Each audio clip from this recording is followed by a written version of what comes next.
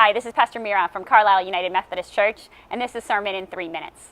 This past week, we looked at the scripture from Judges chapter 4, where Deborah is the judge and the prophetess of the community of Israel. She's living in a time with her people when their grandparents and parents had lived in peace for over 80 years.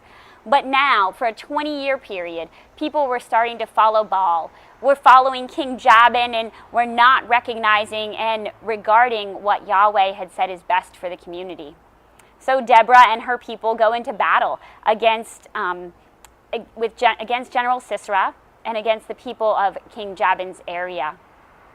During that time, all the men in the army, all the chariots were killed and destroyed by these kind of uneducated and untrained volunteers. God provided, but the general ran away into another tent community and hid. Well, the story continues. He ran to the tent of Jael. Jael was a Canaanite woman, and she welcomed him.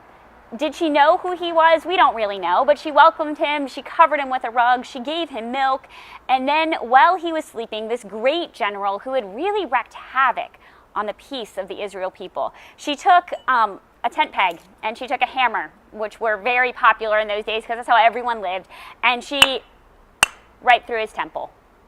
He obviously died, and the whole person that they had been trying to capture, that they had been trying to kind of basically kill so that their peace would end, it was done by a Canaanite woman, someone no one expected.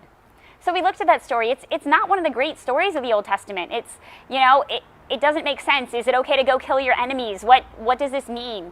And so we looked at 4 lessons that we could really learn from it. First, a lack of trust results in a lack of blessing. The person that Deborah asked to go and lead this, he said, hey, I'm not going to do it if you don't come with me. And we talked about, what does it mean if we don't trust God and don't trust where God's calling us and leading us? We also then talked about what it means, a failure to participate that's really unacceptable to God. There were 4 tribes when they went looking for volunteers to follow what God wanted them to do and to go into battle. There were 4 tribes that said, no, we're not doing that. And so we talked about, can God do stuff without us? Of course.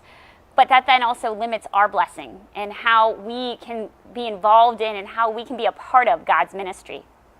We also obviously are reminded to learn from Jael, but not imitate her. Don't take a tent peg and invite your neighbors that you don't like into your community. And then finally, this story, at least for me, always reminds me that God is always in charge. That sometimes it's hard for me to grasp God's grace and God's mercy. But there are ways in God's plans that I cannot fully understand, but I know I'm called to trust in God, that God has a grand plan, and God has a great future ahead.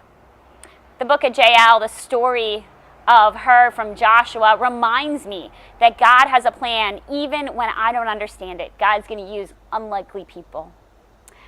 In chapter 5 of Joshua, Deborah and her assistant Barak they sing a song of thanks and praise, and they end with this phrase that I really love. So perish all your enemies, O Lord, but may your friends, those who love you, may they be like the sun as it rises in its might.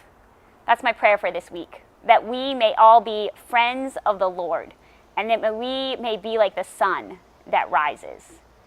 Have a great week. Thanks for listening.